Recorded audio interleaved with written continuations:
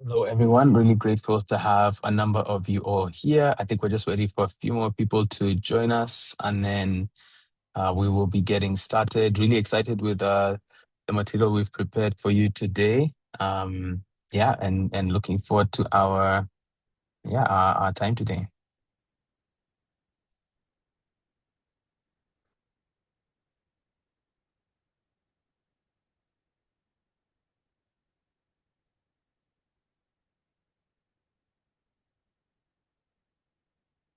Right. So yeah, I think a couple of you are the early birds. So it's great when we get the early birds to tell us a thing or two before we get started. Um, yeah, I think what's your favorite AI chatbot of choice? What is your if you hear the phrase choose your weapon or choose your warrior, who are you going with as your favorite AI chatbot of choice?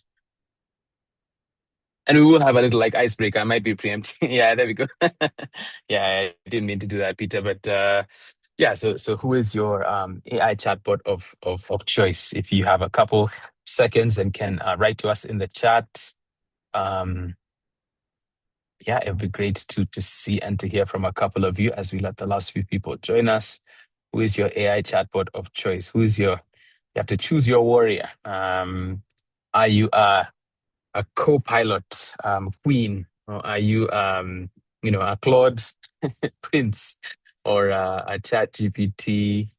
What would I call it? Duke or Duchess? Gosh, this is not going to go very far. Yeah, Peter, let me hand it to you, I guess, so that we can get the show on the road. But yeah, I think maybe what we could do, I could do some very quick introductions. I think we'll be hearing from a couple of us. So we've got three of my teammates here, myself, and I'm the founder at Nendo. My name is Mark Kaigwa. I have Darius. Maybe Darius, you can say hello. And then Peter, I'll probably have you introduce yourself and then just take it away. Uh, Afternoon, everyone. My name is Darius Masenge, part of the Nendo team, specifically handling, all your social listening and, reporting. Yeah, thank you. Hello everyone. I hope I'm audible enough. My name is Peter Chamanil. I'm a research apprentice here at Nendo, and together, me and Mark and the rest of the research team built up this amazing webinar with really cool insights and amazing things that we found out interesting about AI. And yeah, we just want to share as much knowledge as we can with all of you, improve your skills in the area of AI, especially when it comes to efficiency, and just learn a little bit of like really interesting tidbits of information and news you just might not know currently. But yeah, I think Mark, you can go ahead. Thank you for the intro.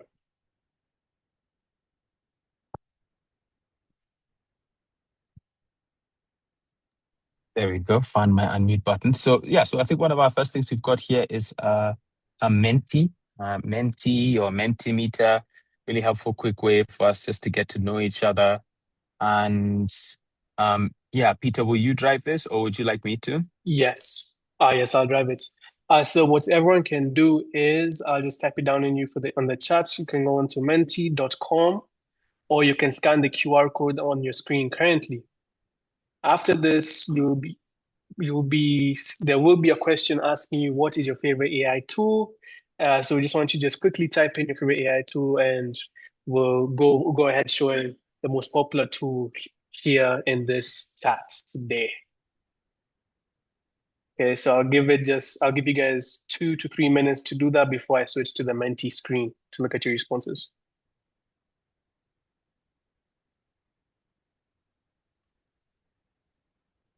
Great. Just something quick. I think with the chat that I've just seen is I think the chat might be set um, to just us and the panelists. It could be a thing where we could just double check. Okay, there we go. No, it's not. It's Where everyone. is the code? Yeah. So the code, I'll put the code there for you, or rather, I need to check maybe my 1136 permissions. 2481. Oh, so I hope everyone can see the screen.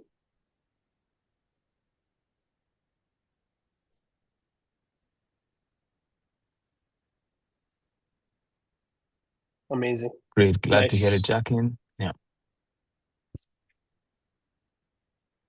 Oh, there's an echo.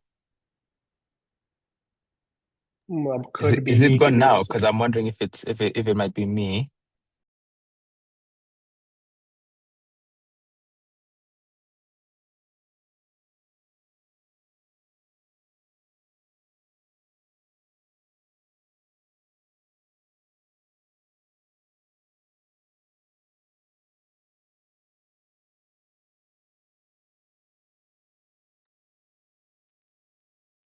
I hope the echo is gone. Michelle.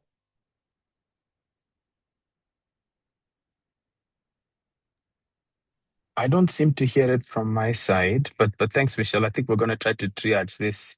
It might Mhm. be yeah, Darius, I'm not sure if you want to hop in a meeting room. That's the only thing I could think of, because I imagine you guys are close to each other. But yeah, I think Peter, you could probably yeah, one, I think just probably make me a co-host, and then you can hop straight into the mentee. But as Peter's doing that, I'm happy to share a little bit of what you can expect to hear from us today. So I think the thing with AI is that it's clear that everyone is using it. I think it's clear that, or rather, we're going to debunk that a bit. Yeah, that's actually one of the big balloons we're going to pop. It's not as many people as you think that are using it. And I dare say it's not as many people who are using it excellently. I mean, I think we can all arguably use it. It's built as a consumer product to make the ease of adoption very accessible. But what we found over the last couple of years, and some of you here I can see in the attendees list were with us at what hotel was that in Upper Hill? I think it's now called the Pullman Hotel.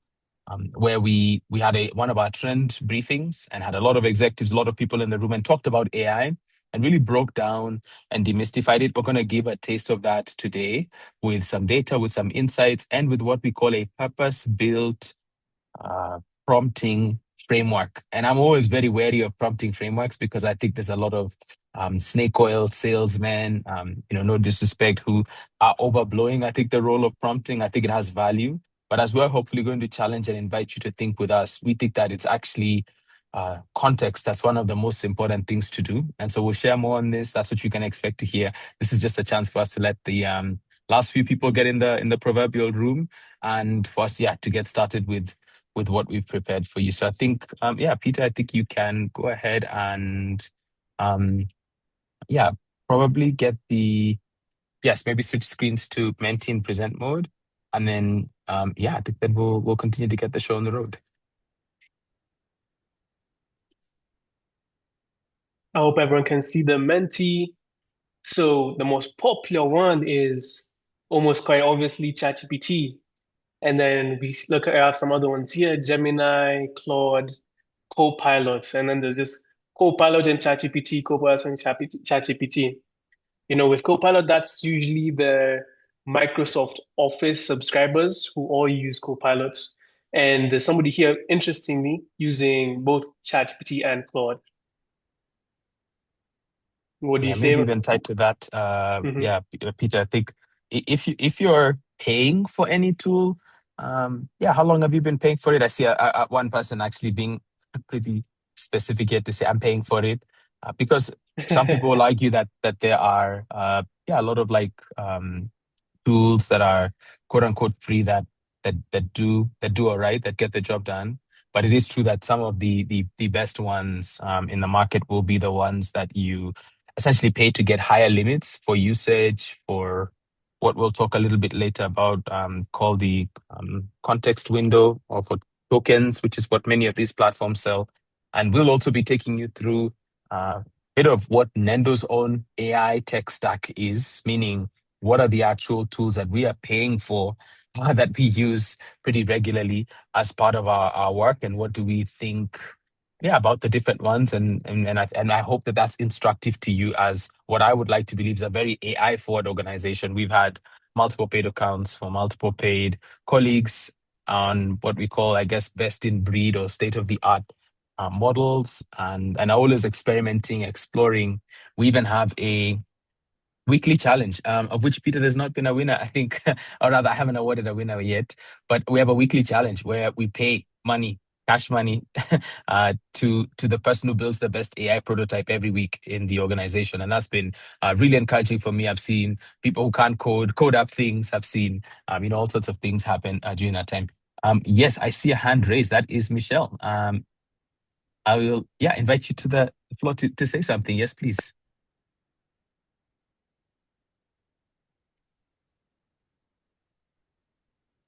Or did you want to say something in the chat, or was that a hand raised by mistake?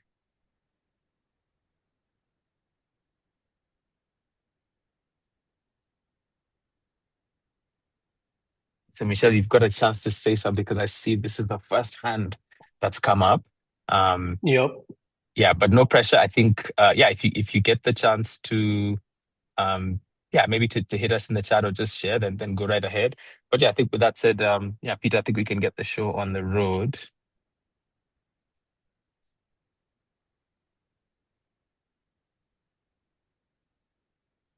Yeah, so I think one of the things, and I know Peter, you'll say something on this, but we've come a long way with AI in these last few years. I'm not sure how many of you would have seen the image on the left of the screen.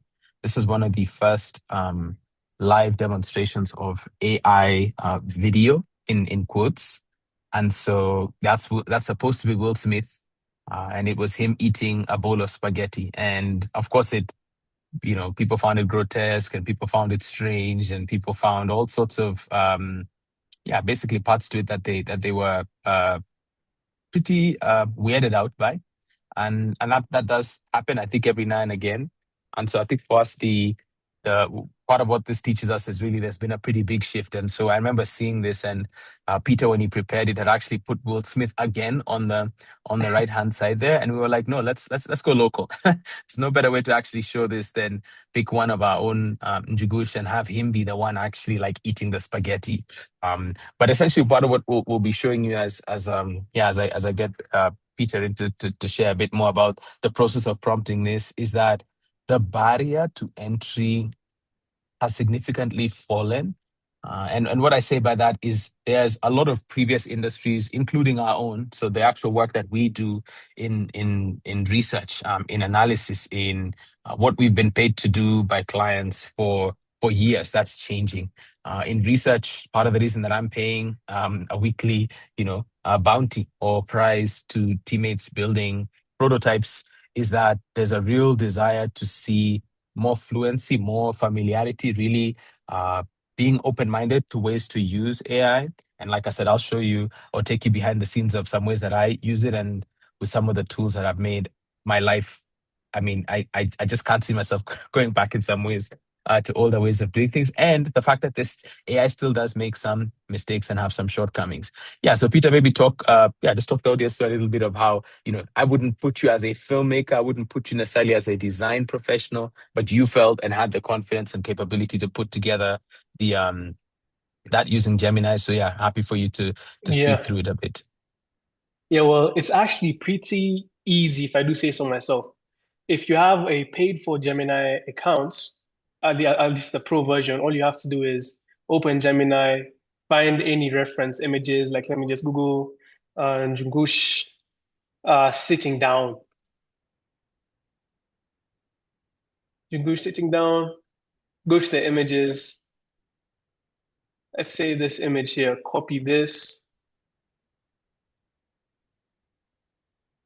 I don't want to ask why you chose sitting down, but I'm gonna know that I bet that there's like a good reason behind it. Yeah, always a good reason. And then all you have to do is paste in the image into your Gemini, uh, change the tool to VO3, and then I can tell it to make the person here stand up and slip on a banana peel. And usually takes like 2 to 3 minutes, but after a while, we'll come back to this later on. But yeah, there should be a video over here of Jungush standing up and slipping on a banana peel that looks ultra realistic. So yeah, AI is changing. It's changing and it's changing very quickly. For sure. I know that's gonna take a few minutes. So happy for us to Yeah. head back into the slides and then come back in a bit. But Yeah, I think if we just head back, I think into the slides and start to pick it up. Yeah, the first part of really what we just want to take some time to share with you all is just some ways to appreciate what's happened in the last few years regarding AI.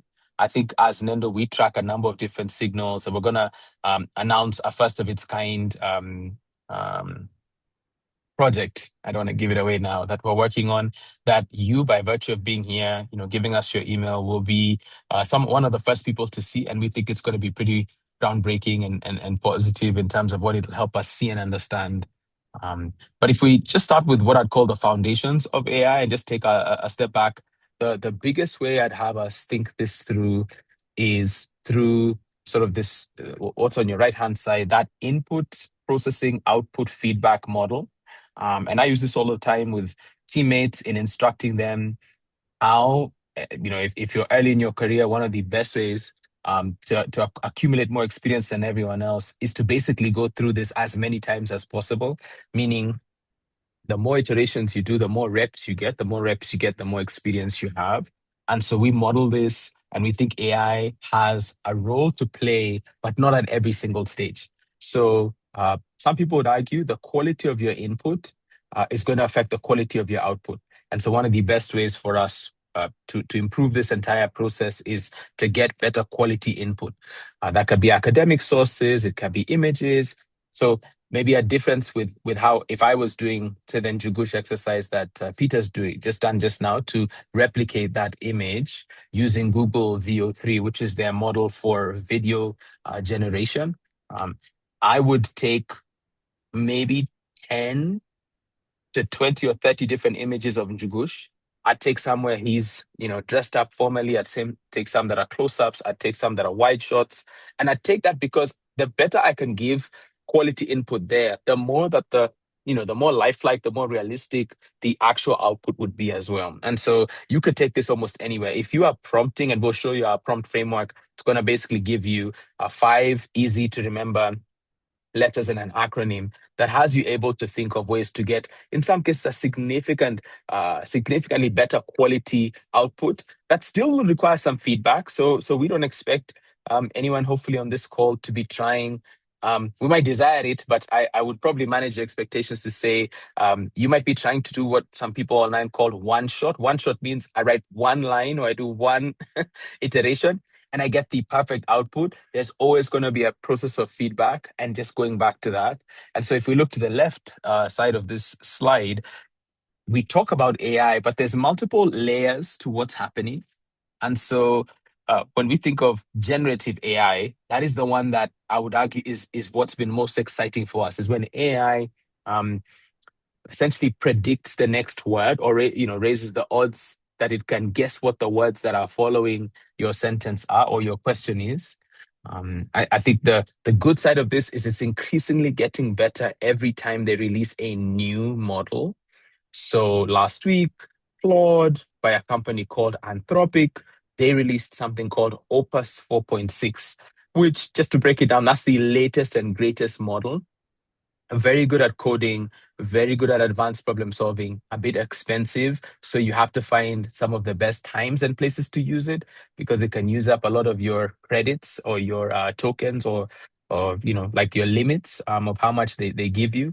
But those are the latest models. So ChatGPT has released something it calls 5.3 Codex. These are just words that they use to describe. This is our best cutting edge model that can predict text. And that text, which is why we've written that at the top, text is, I'd argue, one of the main inputs for large language models.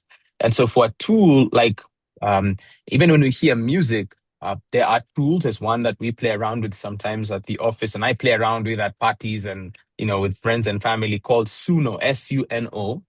And you basically put in text. So there'll be some friends who are going, they have I don't know, a wedding anniversary or some random thing has happened in their life. And I will compose the most random song. And I say compose here, I basically put in text, including their names. I think the last time I did this, somebody asked me to do a bluegrass, which is a particular genre of like country, American folk music. And they wanted it on the most random thing. And again, it sounded so like, actually it was, I think, on Arsenal winning the league or something like that. So I say that because text is what is one of the best forms of input. And generative AI is part of what will generate something as a result in image form, text form, video form, code, and otherwise. And then you have essentially deep learning, machine learning, and AI as the larger practice as a whole. And what some people don't always, remember or keep in mind is that if you are ever in the United States and get in something called a Waymo is an autonomously controlled vehicle. It's a self-driving car, in a way of saying. Those vehicles and Teslas and many others like them are and have been trained by Kenyans going all the way back to sort of 2018 and thereabouts. So even the most cutting edge AI examples in the physical and real world with robotics and movement motor vehicles were trained here. And the same is true for ChatGPT. A lot of its models, especially in the early days, were trained out of Nairobi. Now, it is fair to say that some of the conditions that those people who have done that type of moderation and training have emerged as pretty you know, pretty what is the politically correct way to say this? Pretty challenging environments, challenging on their mental health, challenging on the intensity of the work, challenging on the amount of harm that they sort of have to endure to train the model to be reasonable for us. And that's partly why, in some cases, certain language that's now being seen as a flag for AI has always been language that we use as Kenyans to a certain degree. It's not fully true, but there's certain tells with AI written text and language that when you look back, you find that these are things that we have actually been doing, and those feature there too.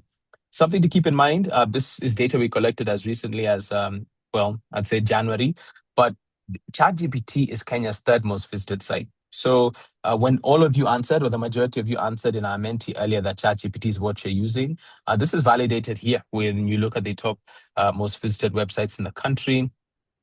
Next slide, please.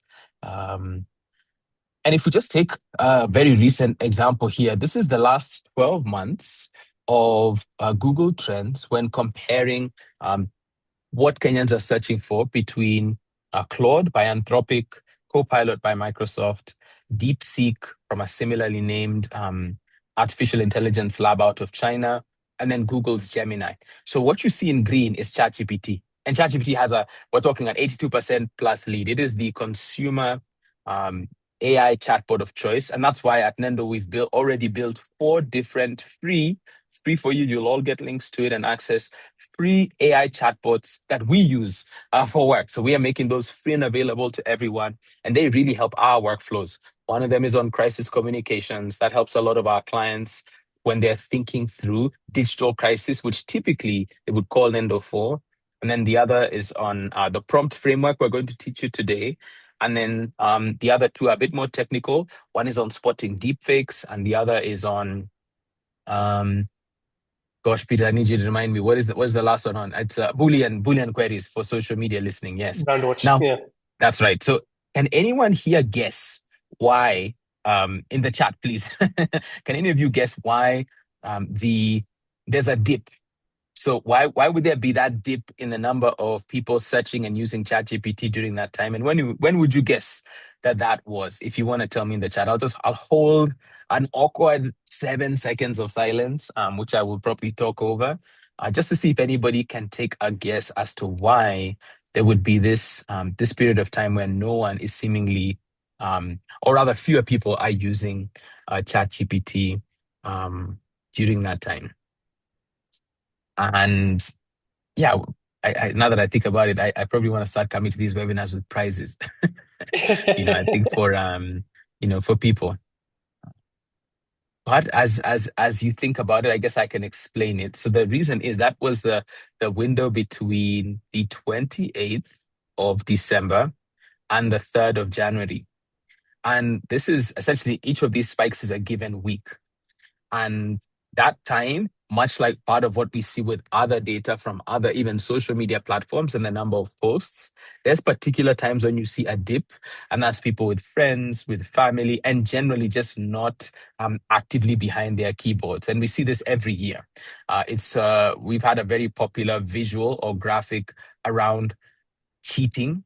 in Kenyan exams. And one of our favorite examples of this is that you will find parents and students searching for the word leakage. And if you ever look at when that's happening, it is timed around each of the national exams that students are sitting. And so the way I like to put it is people are looking for leakage, and it's not plumbing advice that they're after, right? They're actually genuinely after papers that they can buy. And if you follow this, there's a whole cottage industry mainly built around Telegram and private networking channels where you can be pseudonymous. You don't have to use your name and your phone number. And so that's also a reason why Telegram gets banned during the national exam week, which I don't necessarily support that. I think that's normally a precedent that later comes back to bite you if you can switch off a particular social network. And no matter how good or how rational the reasons are. Next slide, please. Yeah, I think sometimes we think ChatGPT is a very urban phenomenon, and what we're finding as Nendo is a few interesting insights from this. One of them is that when we map out, this is just an example. There's a bit more data that I've got that will feature in something else I'll mention shortly, a little prize that we're going to announce today, or a little project that we're excited to talk about. So when you map out and look where searches for ChatGPT are happening, they're not just happening in Nairobi. They're not just happening in Mombasa or Kisumu or Nakuru. They're not just happening purely in major towns. They're happening, as far as we can tell, geographically speaking, near almost every major university. And part of that is really just the ways that AI and AI native students, people who are in universities learning and in those institutions doing any or whichever course, finding great help or great support. Some would argue that even their lecturers are using it too. And so part of what we've noticed with that is that it's devolved. So ChatGPT is not purely an urban or a Nairobi thing. And we'll have more to say about this, I think, in future. Yeah. The next slide. So yeah, so if we stop here for a second, the news so far is that Kenya is ChatGPT country, right? So third most visited website in the country, really 82%, quote unquote market share when it comes to the way that people seem to be using it. I see a question, and if you know anything about me, I love questions. So, Bugambi, I think you have a question for us. Do you want to ask? Do you want to go ahead and ask it? I think you should be able to unmute. This time if you have any challenge doing that.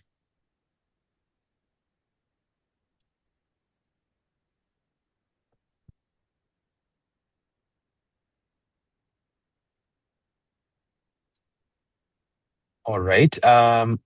If you do have questions, please let us know. We're here to answer them. Yeah. But I will I'll proceed for now. And definitely towards the end, we're happy to take any and all questions. So what I'd say is this. So what you're seeing here are the headlines. The Business Daily, the Citizen in Tanzania, Africa Business Communities, all sorts of ink being spilled, to use an old analogy, to talk about how Kenya is a leader when it comes to AI adoption, AI usage, AI familiarity, um, almost to the point of I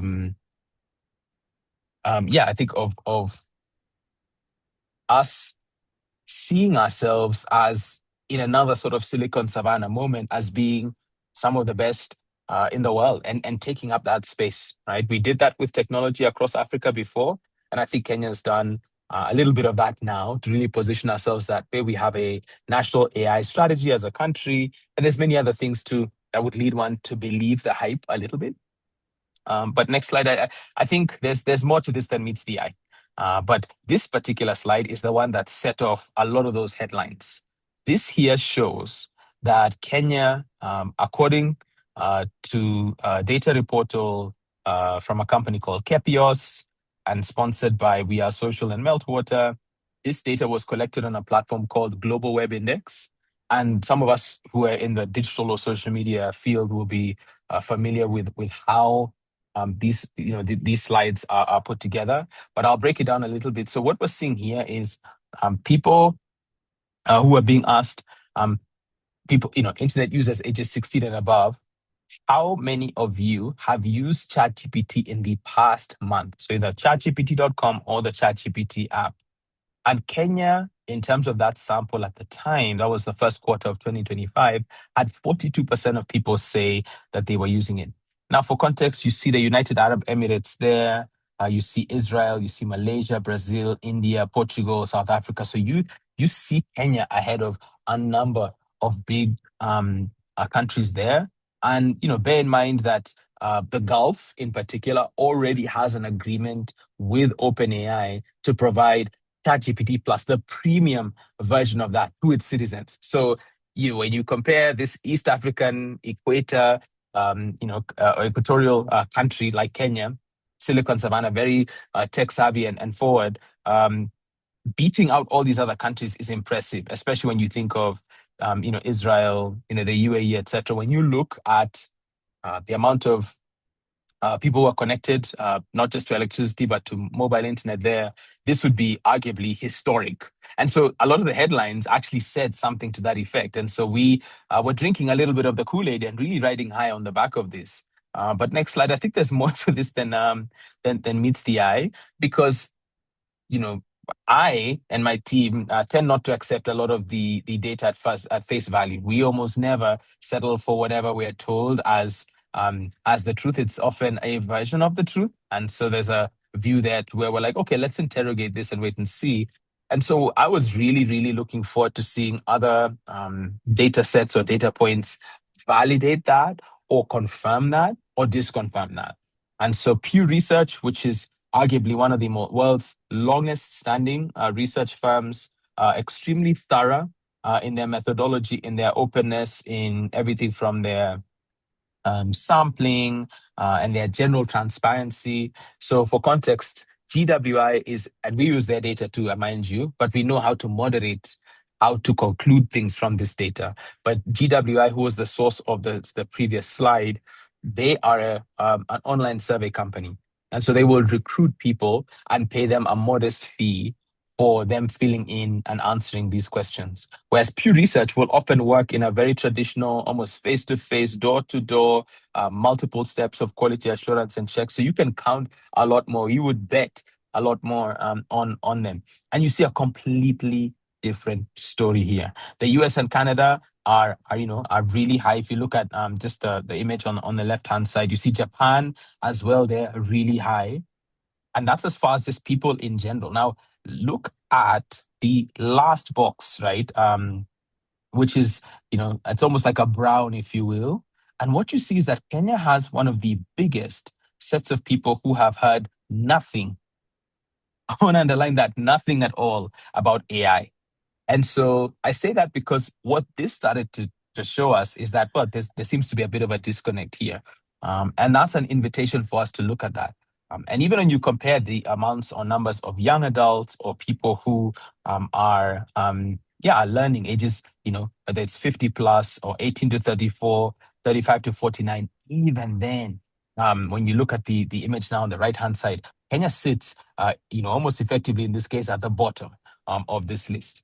And so which is it, right? Is it that Kenya is like the world's most familiar, most savvy, number 3 most visited website, being Googled every week over and above many things? Or is it that we still don't know enough about AI? I would argue this one is a bit closer to the reality. Next slide. And I think that's part of why we've taken up, I think, the opportunity, and we've been working on this since last year, for us to basically figure this out. So what we're working on right now, and Daria Susi on the call, and Janet, who leads our research team, are working closely to help us really just help map out what's the truth about this, beyond the headlines, beyond the interesting data points. How are people actually using AI, and are they actually using it? And I think, part of what we've noticed here is that both of these, they're telling a story. We don't know if they're telling the full story. And we think it's time that someone actually looked into that. So if you're trying to keep up with that, one of the best places to do that will be using our Substack. And our Substack is our newsletter. And so it's nendo.substack.com. And you will get an email on that from us after this. And so when you get the post-webinar email update from us, expect to to see a link to that, and you'll be one of the first people by joining us today to learn more about that. I have been seeing a little bit in the chat there that's saying that we might have a couple people ready to speak. Have we figured that out yet, or do I just keep going and then we'll get to that during Q&A?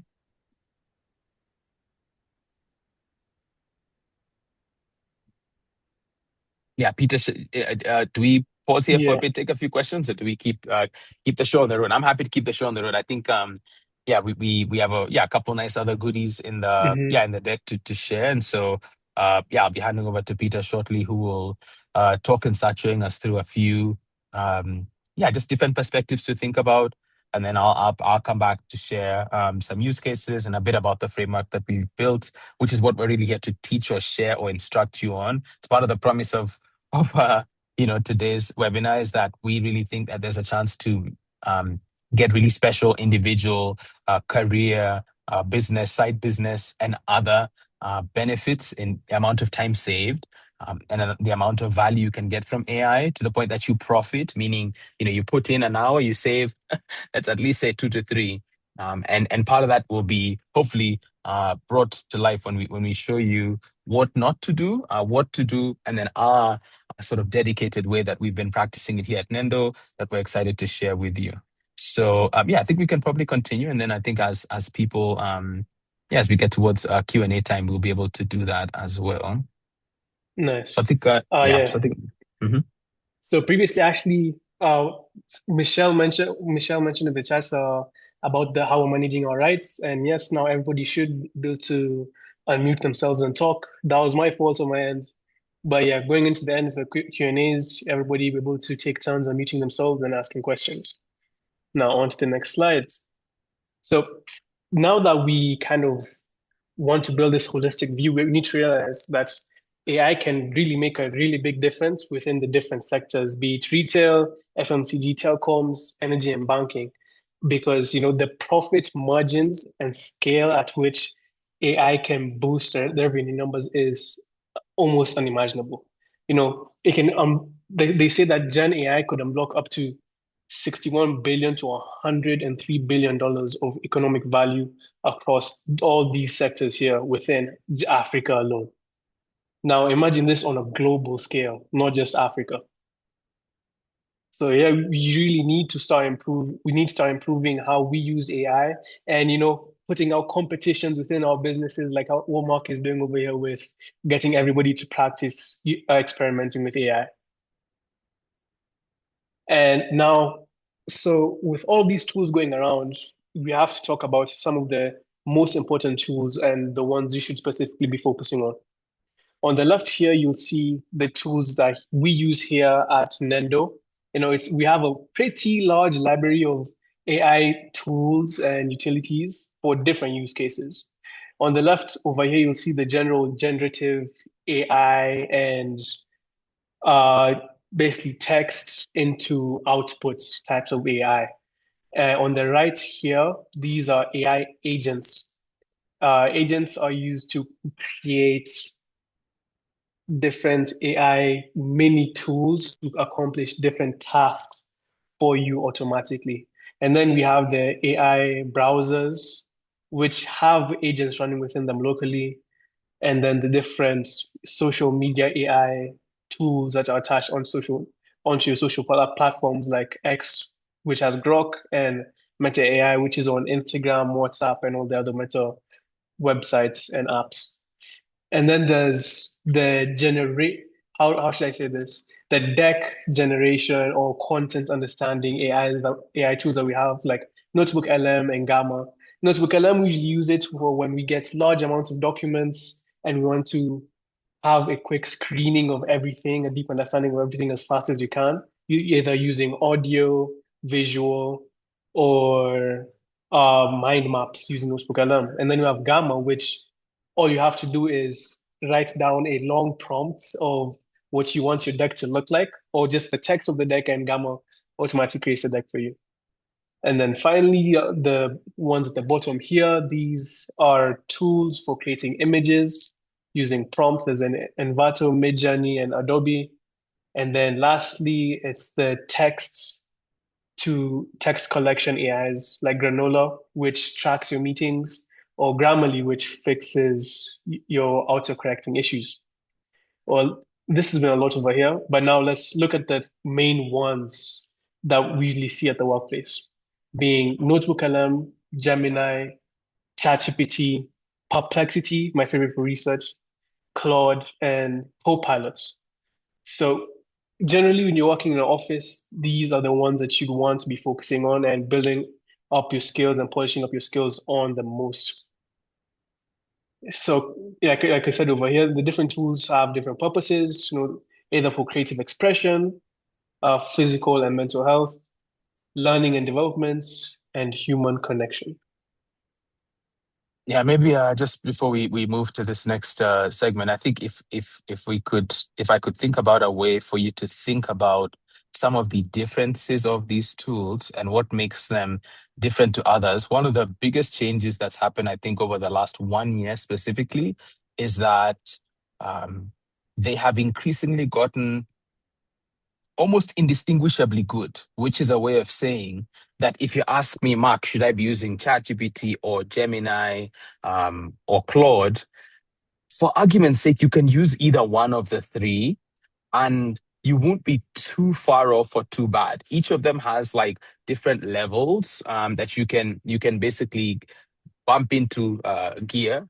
So, on ChatGPT, for example, you have essentially let's look at the latest model, which is 5.2. You can have the thinking mode, or you can just have the instant mode or auto, which switches between the two. And then for Gemini, you have Pro, you have thinking, and you have fast. And for Claude, you have, again, sorry, it sounds like we're talking another language, but you have haiku. You have Sonnet and you have Opus, and all three again have their purposes. Just think of them as do I want to what type of horsepower or what type of processing power do I need for the assignment? Now, as a rule of thumb, just to share with you again, this is part of what we know you wouldn't necessarily get anywhere else. We use again almost, in fact, actually this is not even the full list, but but everything you see here we use, and I say every logo there. So what I might just try to do now quickly is give you a quick, very broad overview of the number one use case. So one of the things with AI is that they'll all try to sell you on some feature or the other, but they're all smart. That in the beginning was not always the case, but now they are all arguably really, really smart and capable. So it's down to what is your use case. Use case is just a way of saying, what is the specific, if I have 7 steps I need to follow, have I figured out which step is the one that I actually want to use AI in? A quote I've been saying to my team a few times this week is that, and I got this from a software engineer where he said, if you're not careful, AI will take the easy part of your job and make it easier. Sometimes we want that, but it'll actually take the hard part of your job and make it harder. If you don't understand what AI has generated for you, you have to be accountable for that. At least that's what I expect of my Nendo teammates. And you also have to be careful enough that you don't mindlessly, or rather, the phrase we use is you want to use AI at Nendo. It's like, you'll find this in our newsletter from like a year ago and all of that. But we say, and it's a phrase I coined because I really believe that it's so easy to adopt either one of these mindsets. I think you want to intentionally use AI as a coach, not a crutch. Similar to how there's a saying in research that you don't want to be using research or using data like a drunk man uses a lamp pole at night.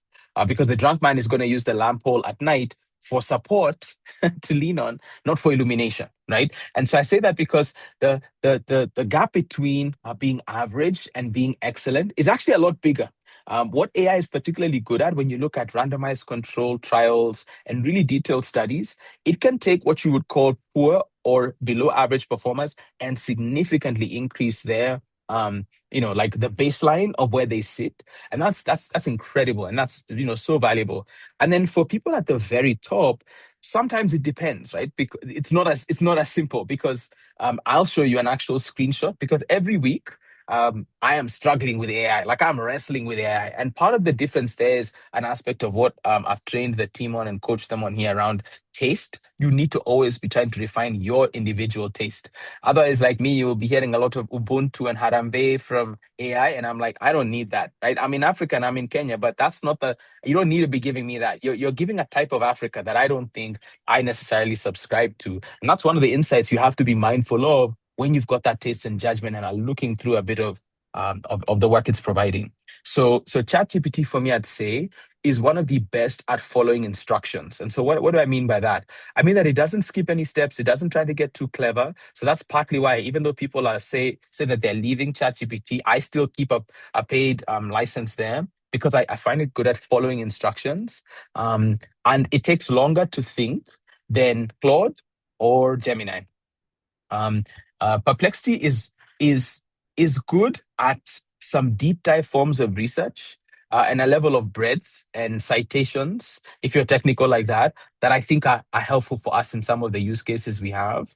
Claude for me is my daily driver. It's the tool I use the most. I use something called Claude Cowork intermittently, but I have basically projects where will explain with the framework, but I have put a lot of context in there, and I find it one of the best at writing in a human way. So no M dashes, no if it's this, not that. There's some tells for AI writing, which lights the little hair that I have on my head on fire every time, even when my own teammates do it. And so I think I just find Claude can be one of the best at following instructions to make the writing a bit more palatable or understanding how, say, I write as a thinker and matching that or helping me polish better than the others. And then Gemini is special. Gemini is special because it is what you'd call the only multimodal AI. That's a fancy way of saying it can watch videos, it can listen to sounds, and sort of like transcribe or get in the weeds of that. It can also consume the largest, what we call context window of text. So you can throw at it, dozens of, 50, 60 plus page PDFs. You can throw at it, YouTube videos and all sorts of different types of media formats, and it will make sense of all of them in a way that the others could only dream of. That is the thing that makes Gemini special. And then, of course, it can generate some other things on that. We use Notebook LM for learning. I mean, we're a learning organization. One of our core values is lifelong learning. One of our key principles is you have to learn and confirm to show you understand, and so that's been key for that. And then we spend a lot of time making slides like this. So Gamma is arguably one of the top three, top five. If you work in the world of slides, it's going to be pitch.com, it's going to be Gamma, it's going to be Figma. There's going to be a handful of ones. I find Gamma the most straightforward. And so the whole team and I use it to do slide presentations or decks faster than anywhere else. We use Adobe Creative Cloud, which includes Express and other tools. Envato we like because it gives you probably hundreds of thousands or millions of assets, sound, for film, for production, much of the for motion graphics, for fonts, for creative professionals, Envato Elements is really helpful. Midjourney, we make images with that. Grammarly, we've been paid users, I want to say, for like 9+ years across the business. And then Granola, I'll show you a small demo at the end. And I just say that because we won't get the chance to go deep in all of them later. But essentially, corporate AI is Gemini, Copilot, and Zia from Zoho. And then I think we are all daily drivers of one of three AI browsers for some tasks. There's some client-facing tasks that, for privacy reasons, we don't use AI browsers for, but I find incredible value in them, especially Perplexity's Comet. That's the browser that is one of my daily drivers, and I think is if you're into the Perplexity ecosystem, it could help. Now, if that sounded like Greek and you want us to do a bit more, share a bit more with you about how we use these, or you're curious, please let us know. But we'll keep the show going, and I'll let Peter take the wheels for a bit, because part of now what we want to do is try to get a bit more practical. But we could show you a lot more about the tools, and in some cases even show you the actual work product we're doing or our workflows that we're using for our everyday bits of work. So Peter. Nice. Thank you, Mark, for the deep explanation. Okay, so now we need to know are you like, we need to know where exactly you want to start, and if you're making actual good use of your current AI tool stack. So as we begin, we'd like to ask you to start up this other Menti here. Just go on to menti.com and type in the code 14071979, where we'll ask you to write us a small prompt and in which we will make the professional Nendo version of that prompt at the end to show you a very cool output once we take you through the current presentation.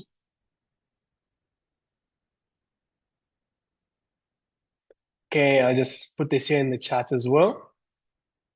And then give everybody just around 2 to 3 minutes to write in an interesting prompt. And afterwards, we'll vote on which prompt ends up winning. And we will have that into a very interesting prompt using Nendo's framework.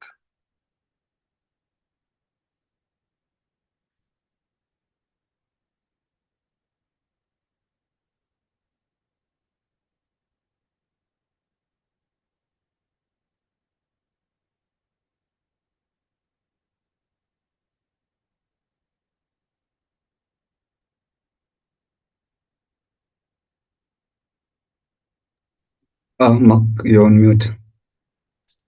Yeah, thank you. Yeah, I was just gonna say we're also happy to, to just see any ways to help you if we hear a bit more about your desired use case. I think, yeah, Peter, you can click Start Presentation. I think on the top right, that's what should help visualize it.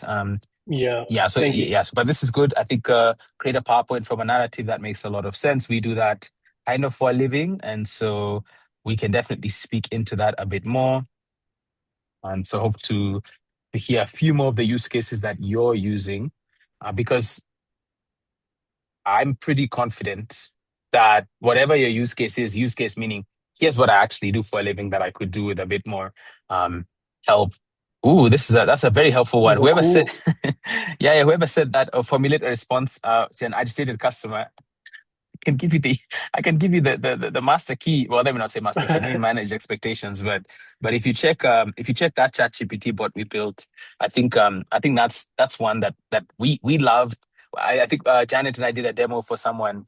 And it's one of the few times we've seen someone genuinely be shocked because to a certain extent, they can almost look at you like, why would I work with you if I could have this and go use it every day at my work? And for us, I think we really have an abundance mindset, which is we'll always give away some of the best of our knowledge and wait for people on the other side to find value. And then they typically come and say, okay, if this is what you're giving away, then what are you charging for? Because you're clearly charging for something.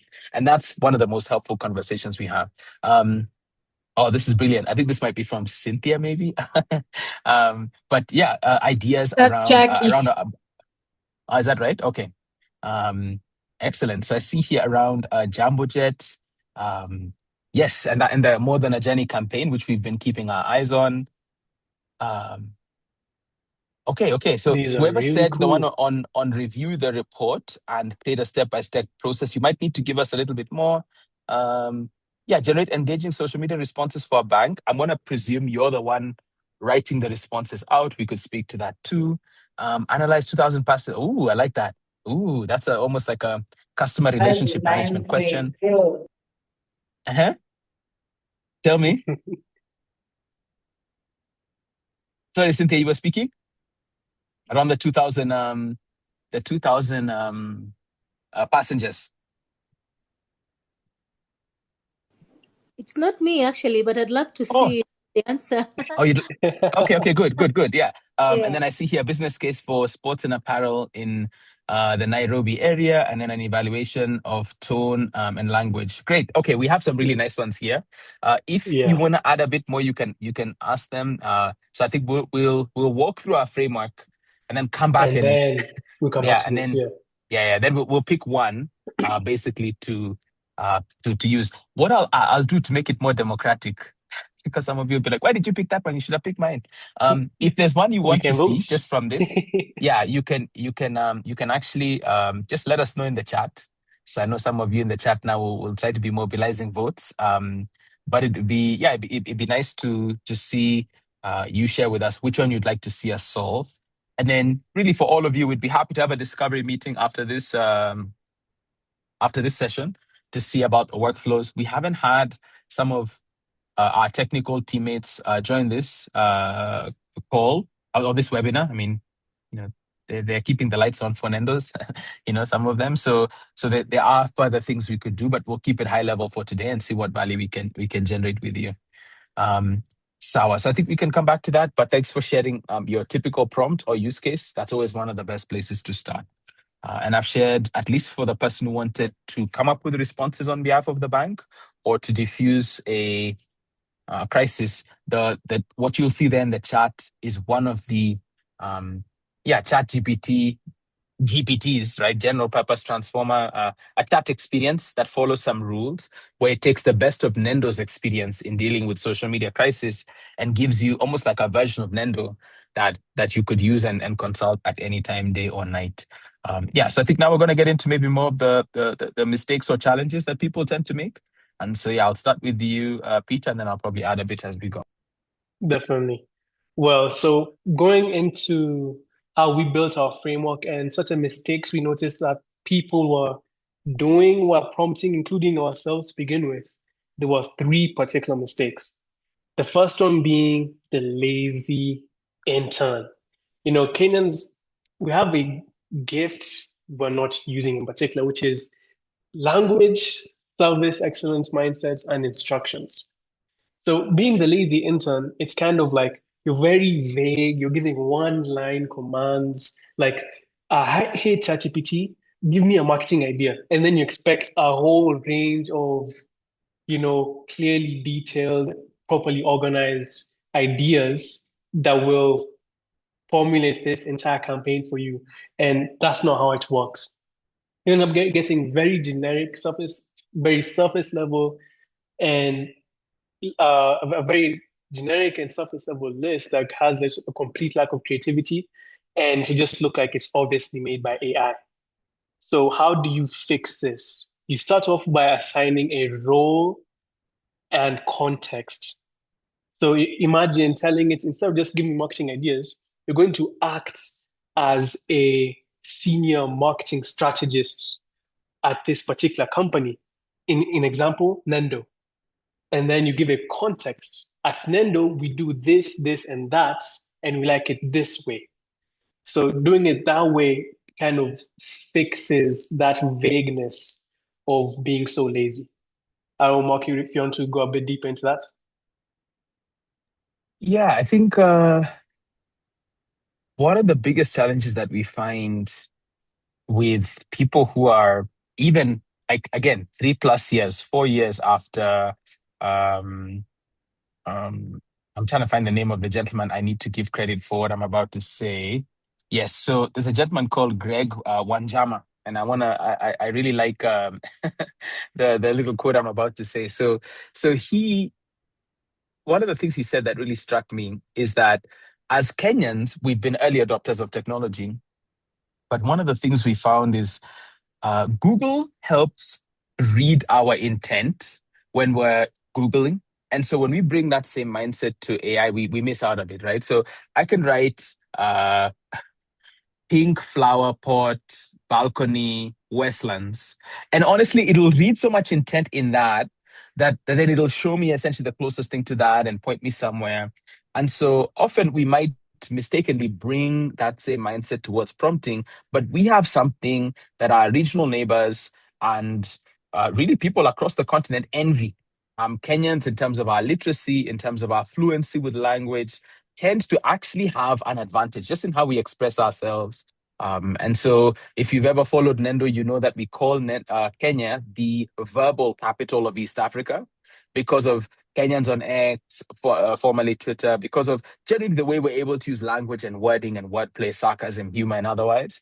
And then Tanzania is the visual capital of East Africa, and Uganda is the VPN capital of East Africa. Story for another time, but Tanzanians amazing at Instagram and YouTube. Nobody comes close to them. Even I'd argue Nigerians are not in their same, like galaxy. They're one of a kind. And then Ugandans, God bless them, when the internet goes out and all. And so for Kenyans, I would say this is our advantage, is when we learn how to speak in prose, This is why, again, our challenge is you don't want to give AI this part. Setting the context, especially, is one of the most valuable things. And that's why I wanted to explain previously what each AI does well, because the better you understand that, then you'll find the one that you use might be good enough. And how do you give it context? Context for me is down to two things. It's either information or documents and files. Now, we talked about the fact that the quality of your input will affect the quality of your output. So sometimes before I do a prompt, again, we're going to get meta here. I'll actually go out and do a bit of desk research to help challenge me and my thinking. I have limitations myself. And one of the biggest ways that I expose my limitations of input or output is I ask AI to work with me separately before I actually build a prompt on if I have the right assumptions and if I'm going about my thinking the right way. And so, again, you wouldn't do this for everything, right? If I'm, it's Valentine's Day this coming week. If you've got like a Valentine in your life, you don't have to do what I'm saying to like generate something for them. Huh? But if you're doing something for work, then context is the number one biggest and most important thing. This is partly the reason why Copilot is as valuable and as important as it is, because for many of you, what we've been saying at Nendo for years is that the best AI chatbot for work is the one that your head of IT, your CIO, your CTO, whoever it is, has already approved. You're likely going to be either in the camp for Microsoft Copilot, or you're going to be in Google Workspace and Gemini. You might be in something else, but it's probably going to be one of these two. And why that's important is because knowing this gives you certain advantages, especially around what we'd call the fidelity of the data you can share.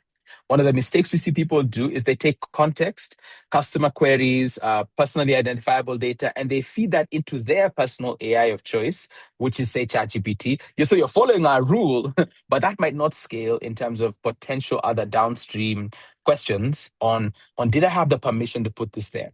But the role is really important. And one of the most valuable tips that I use and that I challenge my teammates to use and share with you today is you can have a very vivid imagination around who and how many roles you want it to play. So my favorite prompts often are not you are, say, a strategist. It will be you are a strategist, you are a researcher. No, so rather I normally say assemble a council of experts. And that council of experts will have all the roles that I can imagine. And so, for example, for some of our creative projects, one of the most powerful things that we've seen is, when you add in, you are a behavioral economist, you are a behavioral scientist, a completely different discipline that brings such richness to thinking about why Kenyans don't change their minds, because we do a lot of belief and behavior change work.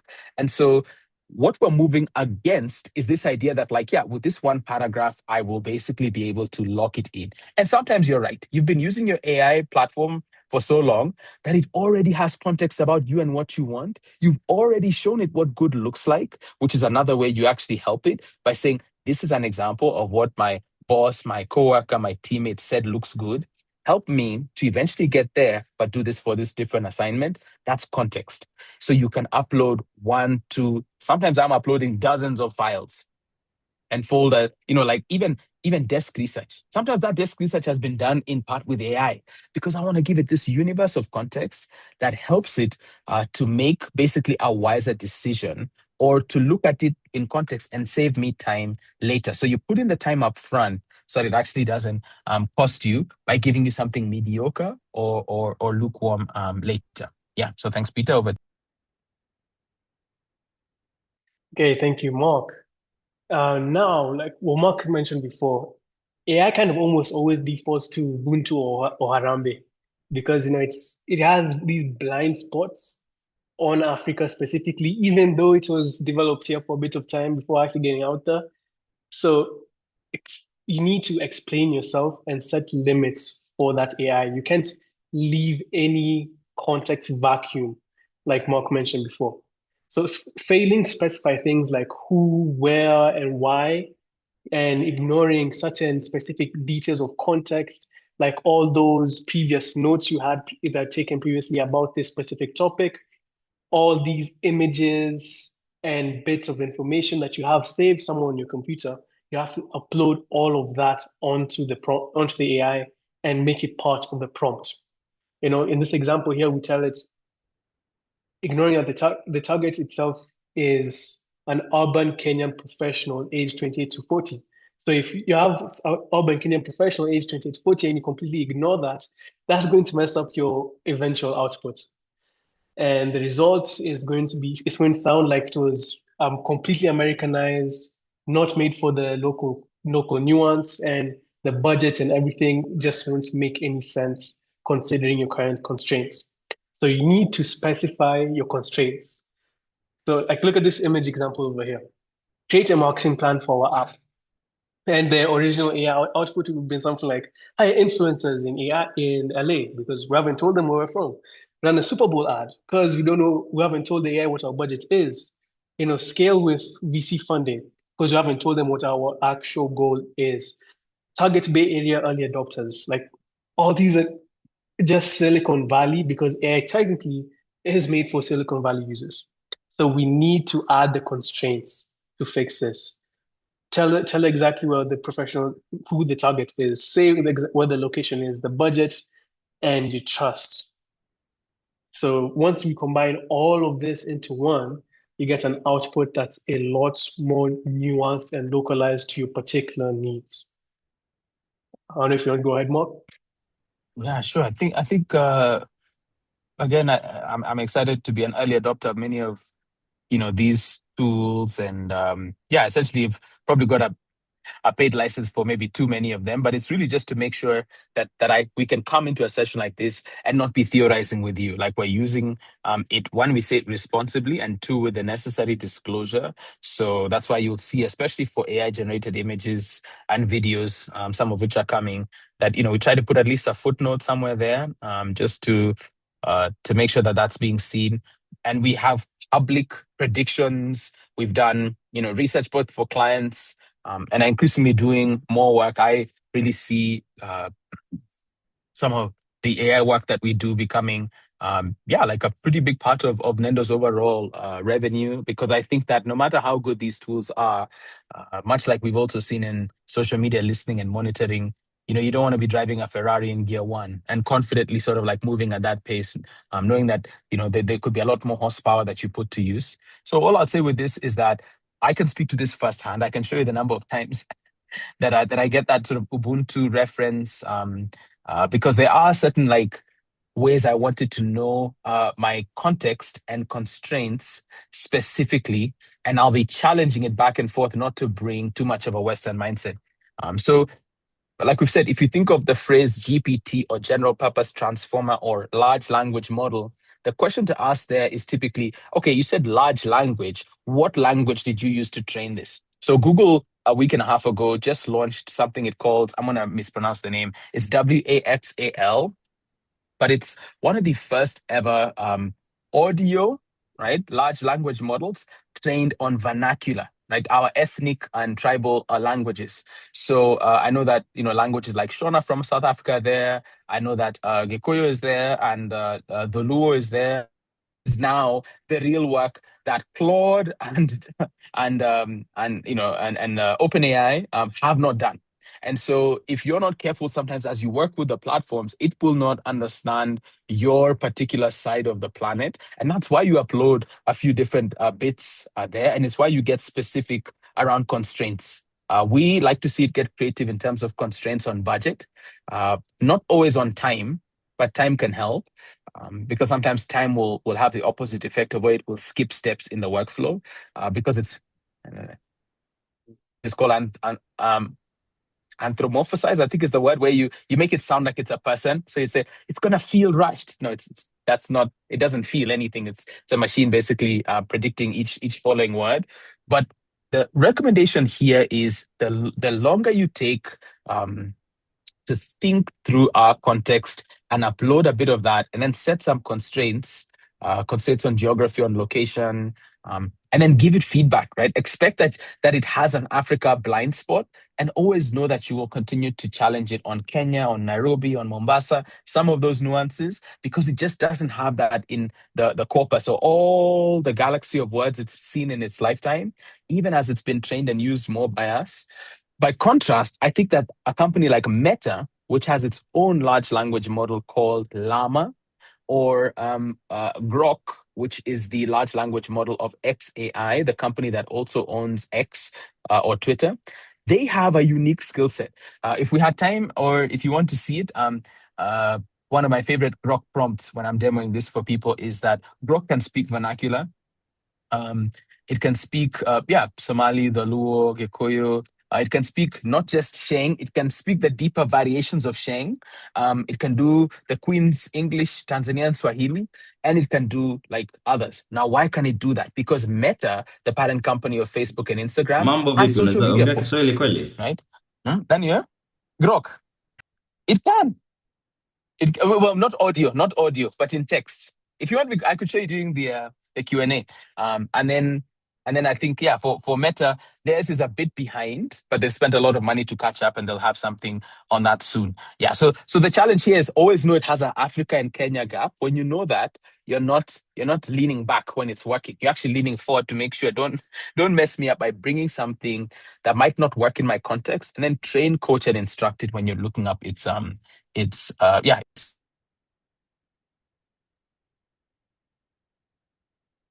All yeah, right, back now to you, Peter. finally, the last mistake that we end up finding is that people aren't specifying how they want the output to look like. You're not telling it how you want your output to be formatted. So AI will instead start doing what it thinks feels right rather than how you want it to actually do it. So if you're not telling your AI how to specifically structure your outputs, you're going to end up with just a wall of text and just gunk that doesn't really make much sense to you specifically, because that's not how you're used to viewing your data. That's not how you're used to viewing your information. That's how AI would assume somebody in your position would want to view that information. But when you give it a particular structure and for how to format it in a certain way, it creates structure in a way that's easy and digestible for you. Like in this example here, give me a go-to-market plan for products. And let's assume that this person gave all the roles and the context and the the specific constraints as well. And now you still get a huge wall of text, because what they did miss at the end was specifying structure. And if they did specify the particular structure, you'd end up with a very clear-cut list that's very easily digestible.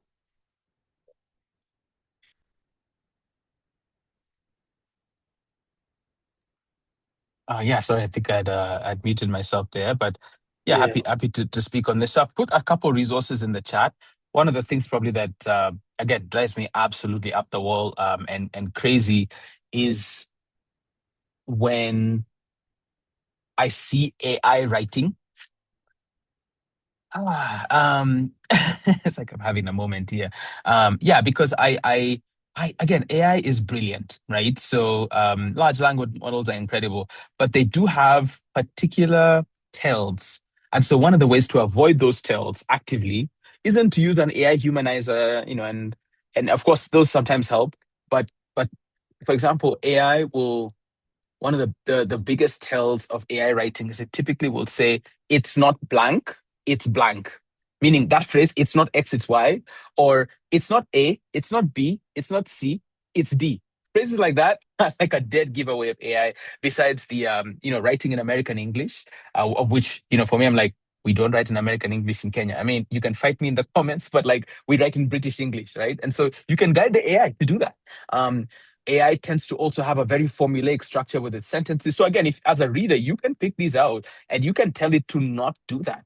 And so I think that's part of what helps. Also, like I said, if you're doing the context part right, it will sometimes avoid that. But this is why we don't just give input, allow it to process, and take the output at face value. We always go through feedback. We always coach the AI back through what it needs to do and challenge it on gaps.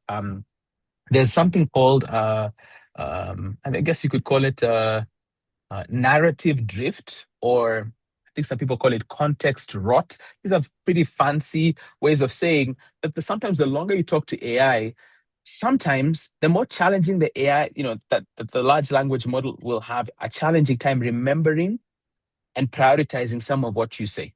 And so that's why you have to pay a keen eye depending on the stakes of what you're actually doing. So what I've just put in the chat is if you're a bit technical, you can use the second link. If you're not so technical, you can use the first one. And these are just resources there, really just aimed at helping any one of us on any given day to have the AI write a little bit closer to what might pass an acceptability test. I don't like horizontal lines in my text. I don't use M dashes from before, so I don't prefer to see those. And this is taking us back to what we talked about, taste. So you developing your own individual taste is helpful. Others, what can happen is we can sort of shelve or give so much of that thinking to our AI chatbot companion of choice, and that can end up affecting us too. I think we can probably move on and start to show this a bit more practically. Yeah. This is a little joke. Thanks, Pete. Of Yes. Yeah, that's not a real video of me, and that's not my face. That was my face before this, but Static image. it's a little bit of putting our money where our mouth is to sort of make sure everyone is still paying attention. But yeah, I'll show a bit more on this for how AI saves me quite a lot of time and give you two specific tools that I find value in. But before we get there, we want to basically give, I think Peter will show us a way for us to see with our own eyes how we can basically spot what a prompt using the framework we're about to show you looks like. Yeah. So over here, we want to give you a bit of a practical example of two marketers trying to accomplish a similar goal. They are creating a new drink in Kenya, and they want to promote it using multiple ideas. And how they execute this on AI is two very completely different actions. The first person wants marketing help for a new drink. For people in the 30s who work in a city, maybe something using the internet, but also real life. So this person is missing a lot. They're missing the character, they're missing the role, they're missing the specific instructions of how to do this. They're missing the steps of how to do this. They're also missing the end goal and also the nuances with the tailoring. So you might look at these at Marketer 2 and realize, okay, this is a much longer prompt and it's color coded and all of these things going on over here. This here, if you have a keen eye, is a hidden synonym to our new framework called CRAFT: character, request, action plan, final plan, and tailoring. So before I even go into reading too much into this, let me just switch into ChatGPT and show you these two outputs.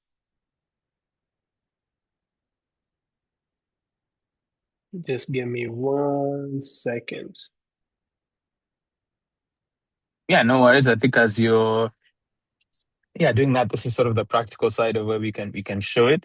And we'll be coming back. Oh yeah, there we go. There's also the Benjugush one we talked about from earlier. Yeah. So let me just go through Marketer 1's outputs. While that's loading, let's also load up Marketer 2.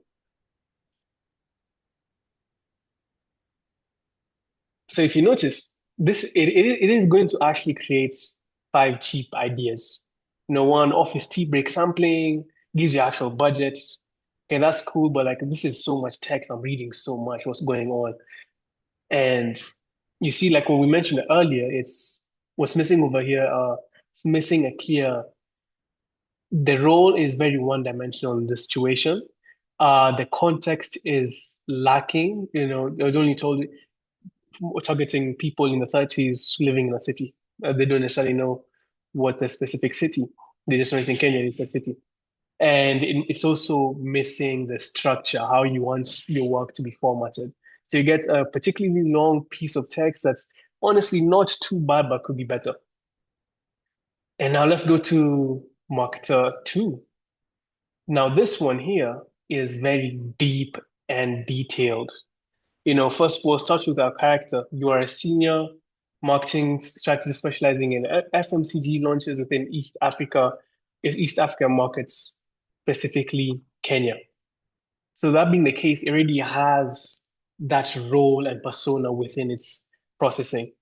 And then you give it the request. Your task is to advise mid-sized Kenyan company launching a new functional beverage, developing a go-to-market strategy, focusing on guerrilla marketing tactics. And then gives it even more context, telling it's a professionals, targeted towards professionals aged between 28 and 40 who are tech savvy, but also have a high value in offline community validation. And then later on, it goes into the action plan of how to do this. The final aim, which is the end goal, is to provide 5 tactical ideas. And then the tailoring, telling it how we want to be formatted, formatting each as a structured list that includes tactic name, execution strategy, the expected impact on demographics, and an estimated cost relatively for a small budget. Now, because we didn't necessarily tell it to give the budget in numbers, it gave an estimated cost by saying low to medium or high or low and such and such. But generally, this is the type of highly detailed output that we'd want to look for in comparison to this year. As well as what this allows us to do here, we can now even prompt it further by telling it, please specify the budget using numerals rather than contextualizing low, medium, and high budgets.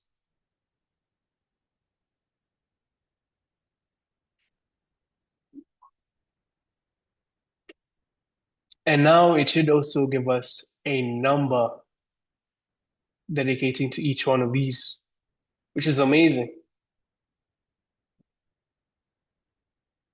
So going back into the specific deck, give me 1 second as I switch.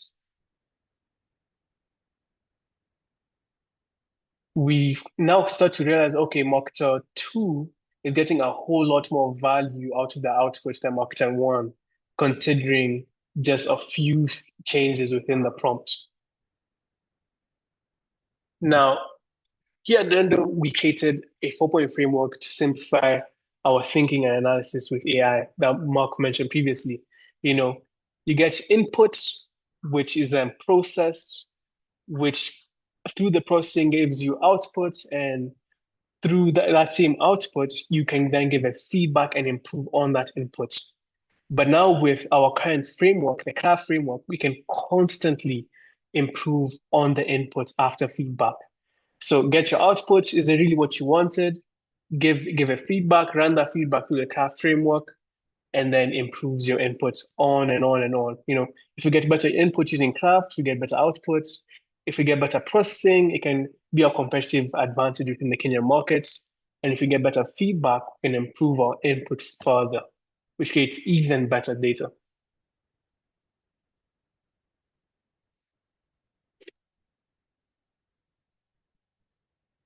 Yeah, I think Now, go ahead, Mark. I'm just saying, I've just put something in the chat which I hope people find valuable. That input output processing framework might sound like something for AI, but I think the example I was just giving is that even on a farm, right? Input seeds, process with water, pruning, fertilizer. Output is your harvest. Don't get a good harvest, go back and take that as feedback and sort of like repeat the process. And so you find this basically everywhere, even in the material world. And what's helpful with this is we're trying to operate on what we would call first principles, because they increase the quality of the inputs.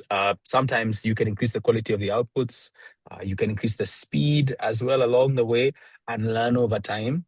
And especially if you turn on what's called the memory feature inside of your large language model of choice, that sometimes can also give you better results because it will carry over the memory of what good looked like from previous conversations and previous deliverables it worked with you on.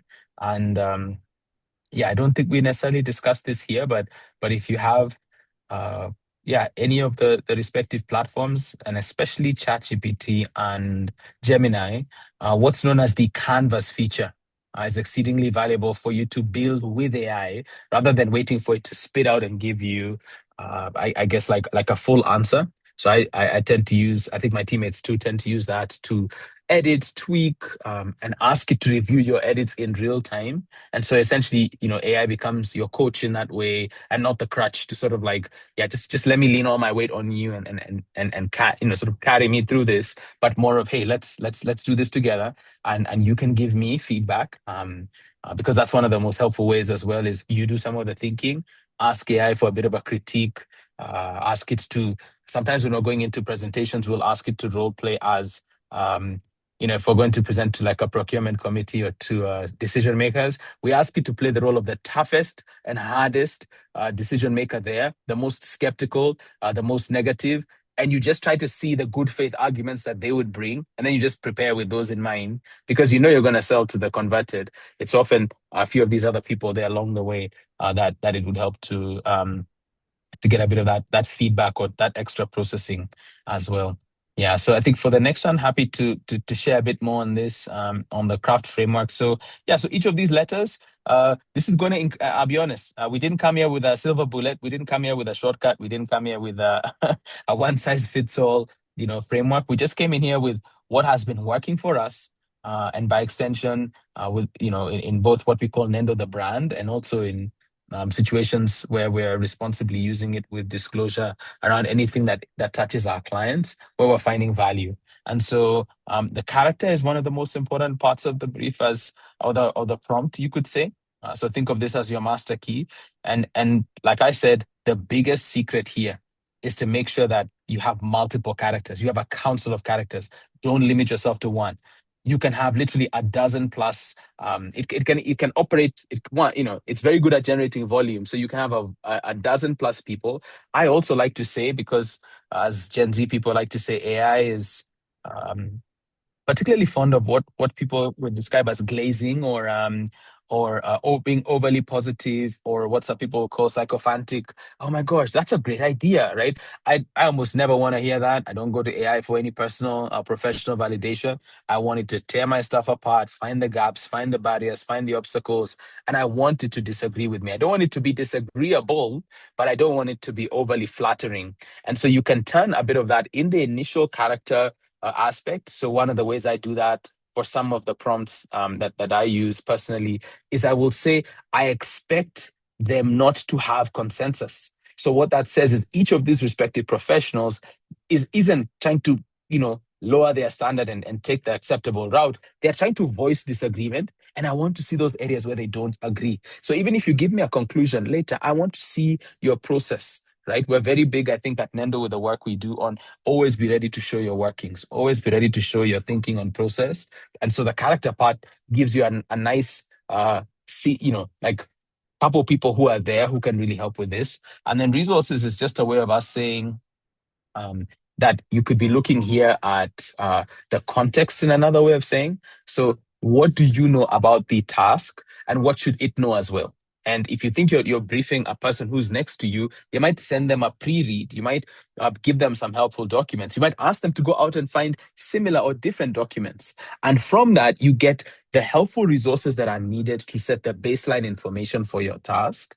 And so if we go back to one of the Jumbo Jet ones, before we get to 1,000, say, or 2,000, like passengers flying, I might take the number one route and just take how many people it transports a day, and we do a smaller pilot with something like that, just as an example. So we will get there over time, but let's start a bit small. And then the action plan here, you can give what you think is the step-by-step plan, but you always ask it not to glaze you and tell you, what a great plan, I'll follow your plan. You say, no, I need you to improve my plan. I need you to critique my plan. And again, that's us being secure in ourselves as professionals to say, if there's a better way, I want to hear about it and know it. And then now when you get to the final aim, it's helpful to share what success looks like.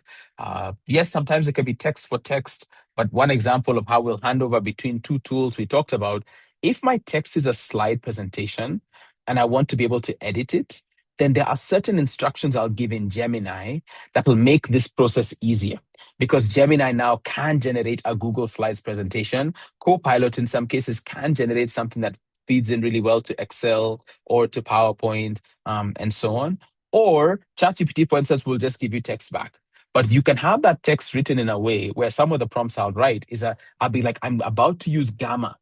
And gamma have a particular, structure or syntax, if you want, to knowing where it's going to do each slide break and knowing what is the header, what is the subheader, using something called a markdown. If you've ever seen like the hash sign or two hash signs next to each other, that's like a way of writing where the machine knows this is H1, this is my big header for the front page, biggest text possible. And so all of that here can be captured a little bit in the final aim. And then the last part is tailoring, right? So are there several ways you wanted to work on this for creative ideas? Because a few of you had these in your prompt. I will ask it to do, because how the creative process works is you do a little bit of research at the start, and then you do what we call a divergent thinking. Divergent thinking means I need you to give me the broadest, wildest ideas. Do not play it safe. Do not only give me the idea you think is the best one. I need you to show me your workings.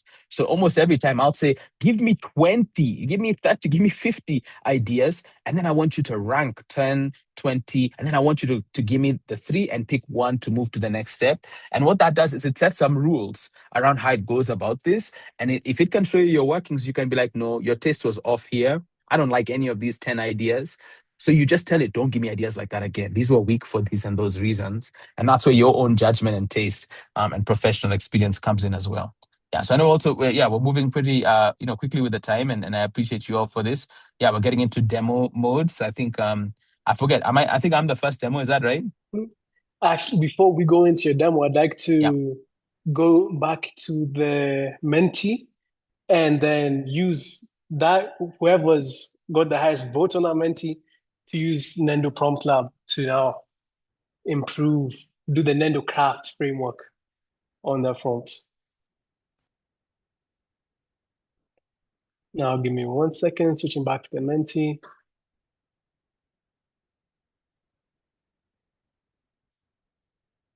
Okay.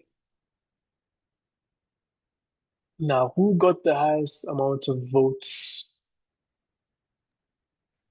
I'm not sure. Were people supposed to, or if you exit, will Yeah. it? If you end the presentation, will it show the votes that way? Just, No, it doesn't. But anyways, if you do start voting over here, all right. Maybe as we do that, because I could pick any one of these ones here. I'm happy to, yeah, maybe just talk through the two that I had just quickly, and then I think, yeah, I kind of wish we could figure out whatever the red thread is between all those to give one. But yeah, if you're in the chat and you want to speak for yourself or Ujitete, I think this is probably a good chance to do that. The only two tools I think I wanted to to share are I think they'll be on one of the slides when you get to it. But I've actually spoken to the PowerPoint one from the narrative, because when I ask it to give me the text for that, it will basically, if it knows I'm using Gamma, uh, it will give me everything lined up in a way that I can edit, because you always want to edit a little bit. And I'll even ask it to give me the prompt for the AI images, and tell it a bit of the type of AI image I like to generate. For me, it's photorealistic. I like, some variety in complexion in the Africans that are there. Like I want there's an aesthetic I think that is AI, it's giving AI image. And I'm like, I want the opposite of that. So that is down to just context you have around the photography style. And I think these are all like small ways where you move away from what I call the sea of sameness, where a lot of things with AI start to look the same, and move a little bit towards this other side too. If we don't get around to what you have, what you're seeing here is again, it's our free example of how we prepare prompts. And so yeah, as it's shared here, we're gonna get a little bit that turns it into the craft framework. I think, Peter, we might have a better one. This prompt, if you don't mind, I think is better suited for yeah, the crisis comms or the one. So crisis, yeah. I don't think it would. I think it would be better suited to that one, the one I put in the chat. Okie dokie. Yeah, so you could pick any of the others and just bring that over. Let me do that. Give me a Sure. second.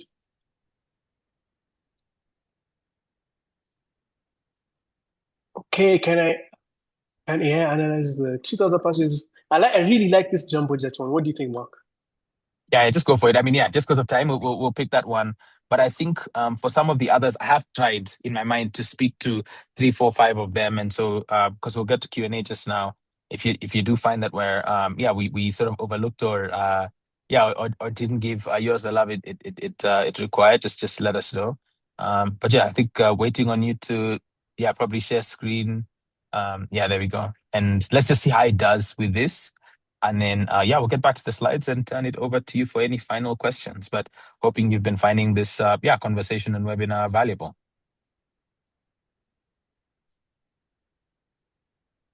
Well, as you see, it starts off by giving a character or multiple characters to the particular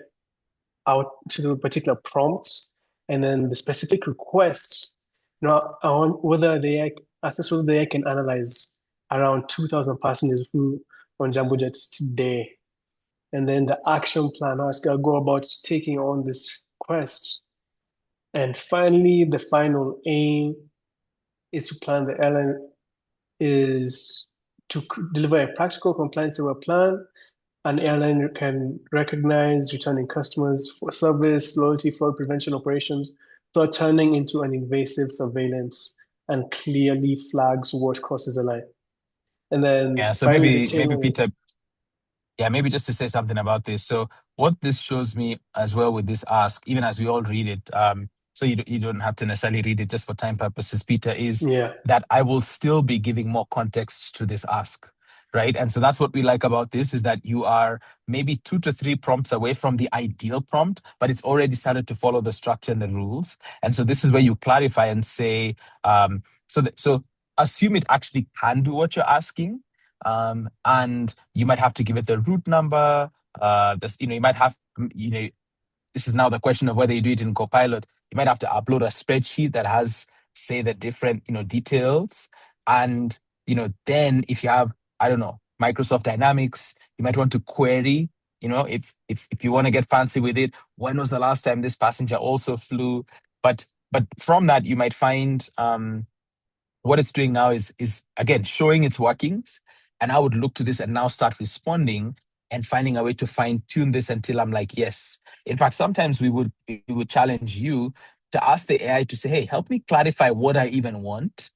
And so what that moves us away is me assuming my prompt is correct to hey, let me think on what's the need behind this and see if we can even polish that, and that will help improve the prompt as well. I think just for time, if you don't mind, I think Peter, we might just head to maybe the last few slides, and then use the Q&A for anyone who's happy to stick around for us to look up maybe a couple other prompts before we let you all go.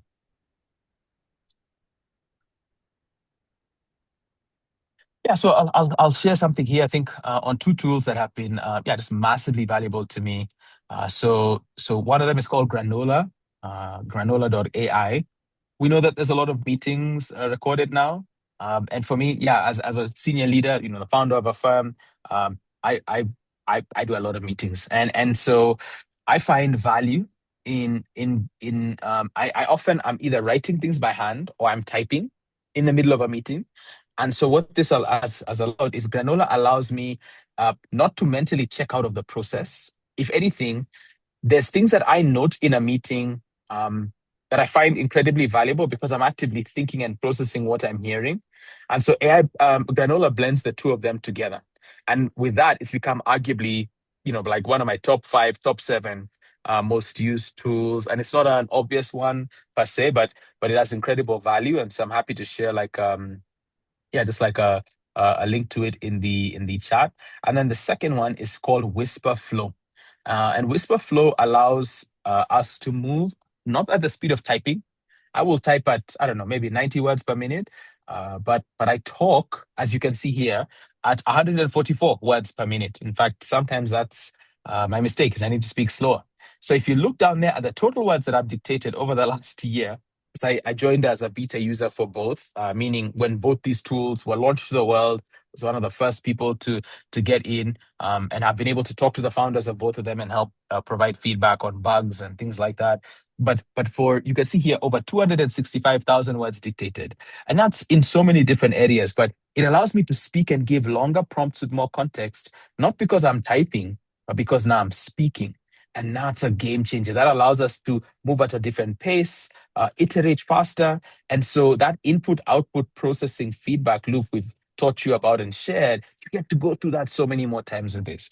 Yeah, so that was basically my secret or not so secret AI stack, but hopefully something that I find hopefully could be valuable to you. Now there's up seeing the metrics here. They're always pretty interesting to me to take note of. Yeah, so back to you, Peter, as we bring it bring it to a close. Ahead of any final questions.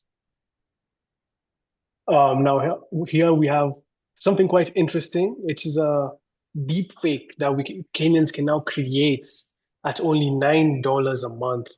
And 2027 is going to be a very interesting year, especially in the corporate world, especially in the corporate world, because now anyone can create a video like this using their own face and somebody else's face.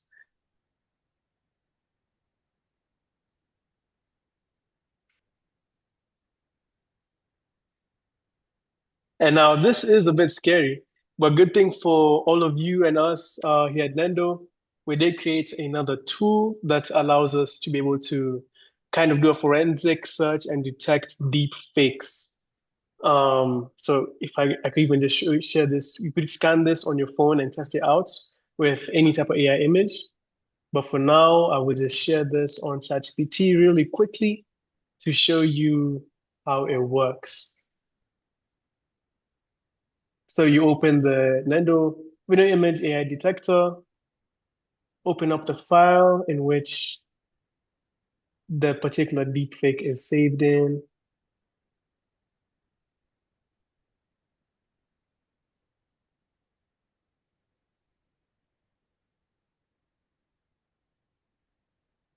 And upload the particular image.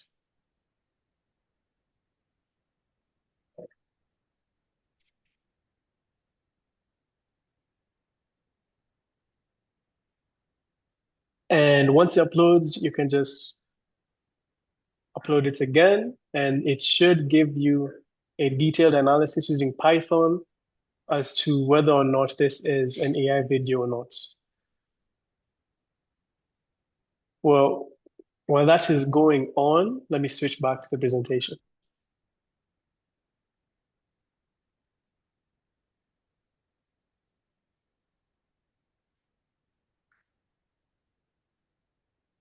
And like Mark did say before, we do have 3 more tools to show, which is Nendo Prompt Lab, which you already seen the demo of, Nendo Crisis Comms, which allows you to quickly respond to your crisis needs, and Nendo Brand Watch Query. This is for creating Boolean queries using any type of social listening tool.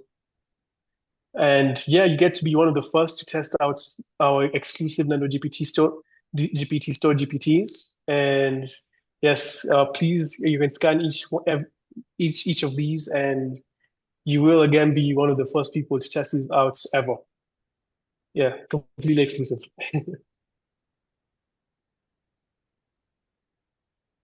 Oh, great question. I think from Jacqueline here on the error and detection rate. Yeah, I don't think I have an answer for that right now, but I think it's one we could look into, because you are right. There's many tools that do a similar thing, evaluating AI writing or otherwise. And so, yeah, I don't think we necessarily have this calculated yet, but it's something we can look into.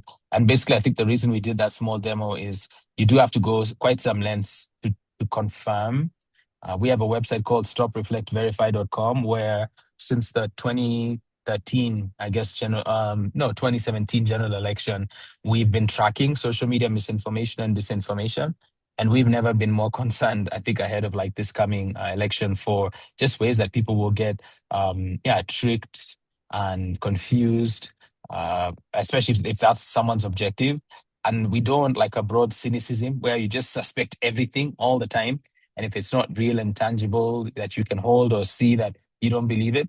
But I think we have more that we've said basically on that elsewhere. And yeah, again, we will be sharing an update, larger email with you as an attendee that includes these resources, direct links to them, and of course the slides and a way to work with us if anything you've heard here is interesting and you want to get to seeing how we can do that within your walled garden of like your corporate environment, or otherwise. Yeah, I think we've hit I think our time. Yeah, I'm not sure if there's any. Yeah, I think there's one more. Yeah, we might skip this if you don't mind, Peter. I'll leave this up in a bit. Uh, yeah, I think I hope. Yeah, maybe we do the training, then we come back here. I think if you don't mind. So so we have a training we've worked on, and an opportunity for you to get a discount if you're keen. And yeah, it's just about success with work, integrating AI into your professional workflow. And so yeah, for us as research professionals, as marketing and communications and creative professionals, as strategy professionals, we're using AI in increasingly more sophisticated ways. We'd love to help you level up. This is not this is, I guess, a bit different to us just coming with slides. If you know anything about Nendo's trainings, we say that they are a gym, not a spa. Meaning, we're not coming to tell you to, put your bags by the door and relax. We're saying, hey, we're going to work together. And that's why we call it a workshop. So happy to make this available to many of you. And even if you're completely, your organization might be a bit more slow to adopt AI, we're more than happy to help fill in that gap. So we do an assessment. Of that assessment, we'll figure out some of the training needs and know what your AI and tech stack is. And then, like we said, we typically will look up utility. How useful is it for you? Use cases. What are the steps? If you have a 7-step workflow, which steps are the ones where AI automation can help? And then we do the training to raise uptake, right? It's a lot about change management, getting people not too afraid. Oh my gosh, AI is going to replace me. But instead saying, look, it looks like I could accomplish more with AI. Let's do that. And AI isn't good for all things. There's some things AI will actively will cause things to take longer. And it takes a lot of discernment and good judgment to figure out how and where that's going to work. So yeah, just flagging that so that we've got that little bit of the ability to evaluate, and so we're available to share that if you're keen. And you'll see this also in the email that will come from us from hello@Nendo. And yeah, maybe now I think Peter, we're happy to end with the last two, and then yeah, if there's any final questions, I think I see one from from Mugambi here, and I will answer that shortly. Yeah, so yeah, I think Peter, what you can do if you don't mind, you can now go back to those two slides just to check. So there was the one you wanted people to scan, I think. Maybe 2 slides back. Bingo. And maybe you can describe this as I just check through the chat. Yeah. So this is just a simple AI readiness assessment that you could take that will give us your company's email and information so that we here at Nendo can assess and see how we could help your brand get better at using AI and get exactly what those gaps are and how we could help fill in those gaps for you in the AI space. Like I've seen Bobo Mugabe in the comment section asking if we help brands build GPTs as knowledge bases for the particular brands. Since you've experienced general hallucinations a lot when trying to build a knowledge base, I'm assuming. And yes, that is something that we could definitely do for you and your brand, creating a GPT knowledge base. Actually do have a Nendo specific Nendo GPT, which is kind of like a Nendo knowledge based GPT, which is pretty cool, and you can interact with it. We share that too within the emails. But yeah, you can, if all those who are interested, you can just scan this and start filling in this Google form. We'll get in your details and see how we can continue later on out filling those gaps for you in the AI space. Yeah, the only thing I'll say to that, I've just put it in the chat as well, is that yeah, this hallucination problem is also a reason why some people are very skeptical about AI still, because they say, well, gotcha, like you made a mistake. And again, there's a larger keynote that I give to executives, and I did it for Standard Bank, the big Pan-African, South Africa-based group. I think 80 different marketers across I think over 15 countries. And when I did it in December, there's a particular interesting model that I used to illustrate core point, which again is not, the thing with Nendo, we're not like grabbing AI and spitting it out to you wholesale, right? A lot of the stuff that we do, I normally, challenge my colleagues is I say we're mental athletes, right? So we really need to, put a lot of stock in that. So I'll give an example. So in Nigeria, there's a particular ethnic group and a particular practice called Imuafia, which is a fancy way of saying, or a very appropriate cultural way of saying an apprenticeship. And this apprenticeship was interesting. You would essentially have a master. The master would take on an apprentice. And this goes back hundreds of years. Then for 7 years, they work together. The master teaches the apprentice. And then what would happen is the master would then invest in the apprentice to set up their own separate like business or practice. And so one of the frameworks that I developed last year around this is you need to look at AI as both a master, meaning it is a master where it knows more as a graduate level expert in hundreds or thousands of domains better than you. But it's also an apprentice in that it has gaps in things like the African continent, certain unique attributes or quirks or idiosyncrasies, how your organization works, what they call the peculiarities, the peculiar Kenyan, right? Michael Joseph's famous phrase, Sunny Bindra's famous book. So those are the parts you want to figure out in between. And when you know that, then you figure out over time how it can play to its strengths. I would have included the slides here, but we would have been here until 3:30. But that's a whole framework that says you treat it as you being the master, it being the apprentice. And so you review it in that way. And then over time, you actually bump it up and allow it to play into a role of mastery. And that is something, we're helping brands and organizations do a lot more in 2026 and beyond. All right, I Mark, think, yeah. just as we conclude, Mm. I'd just like to share the Njugush video. I didn't share this yet. So at the beginning,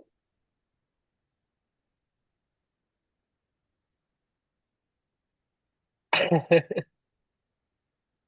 yeah, that's interesting. the He fell back into his seat. Mm. hmm And then as well with this here air probability score, it says 18%, which is well, I feel like when now this has a few bugs because the last time I used it, it says 70%.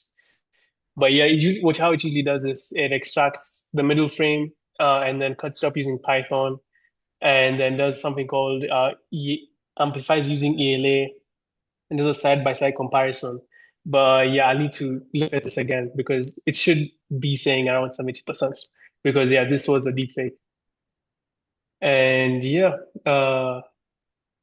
hope everyone else is doing good. You've been able to go through the particular form.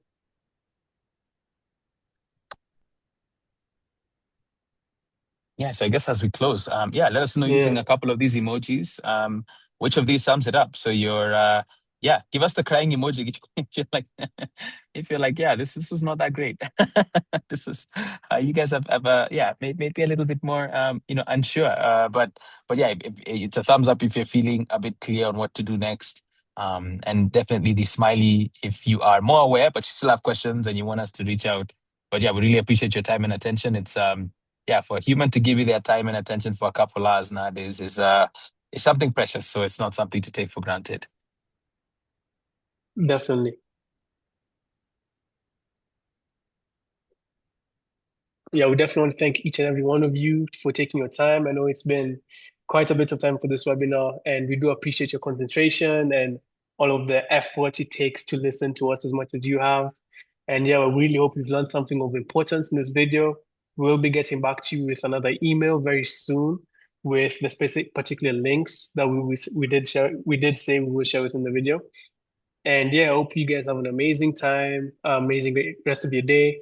And thanks so much for the interactivity as well. You guys have been amazing. Awesome. Yeah. So I think we'll end it there. Thanks again. I hope you all have a great day. And we'll be reaching out to a number of you. And please feel free to reach out to us. Just with our contacts. I don't know if you want to leave them with the last slide, Peter, with the contacts.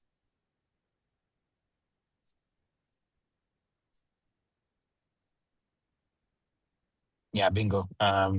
Yeah. So, and especially for those of you who would, we were going to do this webinar, I think in December, and opted to do it now. So yeah, I appreciate those of you stuck around all the way until now. Yeah. So we'll give it another like 10, 20 seconds, and then we're going to end the webinar. It'll probably kick us all out. But yeah, really grateful once more and looking forward to staying in touch with all of you. Yeah, go win with AI. Go use the craft framework.